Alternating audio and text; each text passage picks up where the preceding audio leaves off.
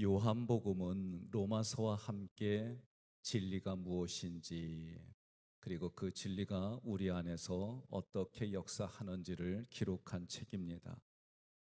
오늘 함께 봉독한 말씀을 가지고 이제 우리가 앞으로 요한복음을 말씀을 나눌 때에 이런 목적으로 가져야겠구나, 또 이렇게 접근해야겠구나, 그렇게 결단하시기를 바랍니다.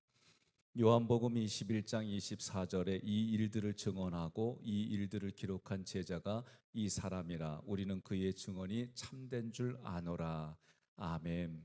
세례 요한의 제자였던 요한이 이제 그 이후에 예수님의 제자가 됩니다. 그리고 평생의 복음에 헌신하는 사람이 되었습니다.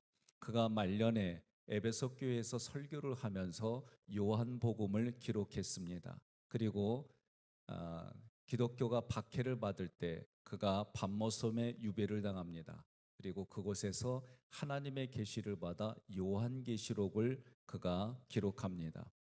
요한은 그가 성장할 때 배경을 보면 부유한 어부 집안이었어요. 마가복음 1장 20절에 곧 부르시니 그 아버지 세베대를 품꾼들과 함께 배에 버려두고 예수를 따라가니라. 아멘. 배를 가지고 있고 품꾼들을 둘 정도면은 가거나 지금이나 여유가 있는 집안이에요. 아버지 세베대와 함께 형 야고보와 함께 그물을 깁다가 예수님의 부르심을 받고 예수님을 따라갔습니다. 요한은 어떤 사람이냐? 예수님이 십자가를 지실 때에 끝까지 곁에서 함께 했던 제자입니다. 성품이 어떤지 대략 우리가 유추해 볼 수 있습니다. 요한복음은 예수 그리스도를 믿는 믿음으로만 생명을 얻을 수 있다, 이것을 초지일관 말하는 거예요. 20장 31절 오늘 함께 봉독했던 말씀에 오직 이것을 기록하면 너희로 예수께서 하나님의 아들 그리스도이심을 믿게 하려 함이요 또 너희로 믿고 그 이름을 힘입어 생명을 얻게 하려 함이니라. 아멘. 분명하게 기록한 목적이 뭐예요? 하나님의 아들 그리스도이심을 믿으라. 또 두 번째로는 너희로 믿고 그 이름을 힘입어 생명을 얻게 하려 함이라. 예수님이 누구냐? 생명이 있는 분이에요. 생명을 가지고 있는 분이에요. 그분 자체가 생명이세요. 그래서 아들이 있는 자에게는 생명이 있고 아들이 없는 자에게는 생명이 없다 말이에요. 요한복음에 7가지 표적이 나옵니다. 첫 번째 표적은 가나의 혼인잔치에서 물로 포도주를 만드신 사건이고, 두 번째 표적은 왕의 신하의 아들을 고치신 표적이고, 세 번째 표적은 베데스다 연못가에 38년 된 병자를 찾아가서 고치신 사건이고, 네 번째 사건은 오병이어의 사건이고, 다섯 번째는 예수님께서 물 위를 걸으신 표적이고, 여섯 번째는 날 때부터 소경된 자를 고치신 사건이고, 일곱 번째 표적은 죽은 나사로를 살리신 사건이에요. 그런데 예수님께서 이 사건들을 행하실 때마다 뭐라고 말씀하셨냐? 내 때가 아직 이르지 않았다 그랬어요. 내 때가 이르지 않았다는 얘기는 뭐예요? 십자가를 지시는 때를 말하는 거예요. 그러니 요한복음의 7가지 표적은, 표적이란 단어는 이정표라는 뜻이에요. 헬라어로 이정표라는 뜻인데, 그러면 7가지 사건이 누구를 가리키느냐? 예수가 그리스도이고 그분 통해서 우리는 생명을 얻는다, 그 예수님에게 표적을 맞추는 거예요. 이런 관점으로 우리가 성경을 접근해야 됩니다. 결국 예수님이 행하신 표적들은 무엇을 가리키느냐? 예수님께서 십자가를 지시는 사건, 그것이 오늘 우리에게는 기쁨이고 즐거움이고 구원이다, 그것을 가르쳐 주는 거예요. 요한복음은 마태복음, 마가복음, 누가복음이 다 기록된 이후에 기록이 되었습니다. 왜 그렇게 되었을까?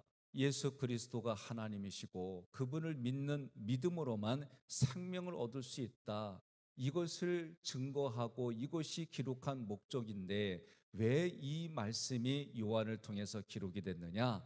그 당시에 교회에 이단이 하나 있었어요. 어떤 이단이냐? 그 이단은 영지주의라고 하는 거예요. 영지주의의 특징은 이원론입니다. 영은 중요하지만, 영은 아름답지만, 영은 가치가 있지만 육신은 아니라는 거예요. 그러나 이 부분들이 많은 사람들이 받아들이는 거예요. 그리고 오늘날 우리가 생각해도 그거 아닌데 많은 사람들이 그것을 받아들여서 이단에 빠지는 거예요. 이들이 극단적으로 이것을 주장합니다. 그들 중에는 예수님의 부활 사건, 십자가 사건, 이것을 왜곡해요. 가현설이를 주장합니다. 가현설은 무엇이냐?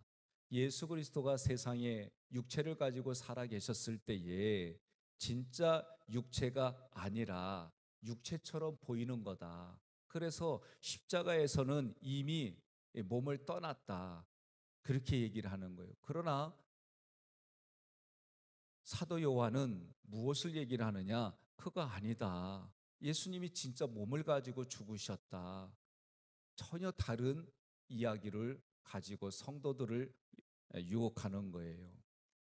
사도 요한이 에베소 교회에서 복음을 가르칠 때에 영지주의자들이 요한의 가르침에 반기를 들고 일어났어요. 요한은 영지주의자의 주장에 대해서 성경을 근거로 예수 그리스도가 하나님이다 의도적으로 강조하는 거예요. 이것이 요한복음이 기록된 신학적인 배경입니다. 그래서 요한복음에서는 요한이 무엇을 강조하냐면 예수님의 신성을 강조하는 거예요. 그분이 하나님이시다. 빌립보서에서 보면 하나님이지만 하나님과 동등됨을 여기지 아니하시고 죽기까지 순종하셨다. 그것이 예수님의 겸손이다. 빌립보서 2장에서는 그렇게 말하는 겁니다. 요한복음에서는 나는 길이요 진리요 생명이니 나는 하늘에서 내려온 산떡이다. 나는 세상의 빛이다. 나는 위에서 났다. 나는 양의 문이다. 나는 선한 목자다. 나는 부활이요 생명이다. 주님이 그렇게 나는 뭐뭇이다. 나는 뭐뭇이다. 그렇게 말씀을 하는 거예요. 이 말씀들을 근거로 우리에게 그 예수님을 구주로 고백하고 믿으라는 거예요. 오늘도 여러분과 제가 이 새벽에 도와주신다는 하나님의 말씀을 믿고 이 새벽에 나왔어요. 이 새벽에 나와서 하나님이 도와주심을 믿고 우리는 하나님 앞에 기도하는 거예요. 하루의 시작을 성삼일체 하나님의 이름으로 능력으로 오늘 하루도 하나님 영적인 전쟁에서 승리하게 해주세요. 요한복음이 기록된 목적처럼 예수님이 우리에게 구주요 고백할 수 있는 그 증거가 오늘 내 삶에 일어나게 해주세요. 예수님이 하나님의 아들입니다. 예수님이 그리스도입니다. 그리스도 예수라고 말할 때는 뭘 강조하느냐? 그리스도가 앞에 나올 때는 메시아라는 뜻이에요. 그 얘기는 부활을 강조할 때에 그리스도라고 하는 것을 맨 앞에서 강조하는 거예요. 여러분과 저는 영지주의가 주장했던 그런 이론을 따르는 것이 아니라 성경을 근거로 우리들이 영혼육이 부활해서 예수님이 재림지로 오실 때 우리도 부활한 몸으로 그렇게 같이 살아가는 거예요. 오늘 내게 주신 생명수만큼 이 땅을 살다가 하나님 잘 믿는 믿음을 보여주고 다른 이들에게 선한 영향력을 흘려보내서 그들을 하나님께로 돌이키게 하면 그것이 나에게 생명의 면류관이다. 요한계시록이 약속한 거예요.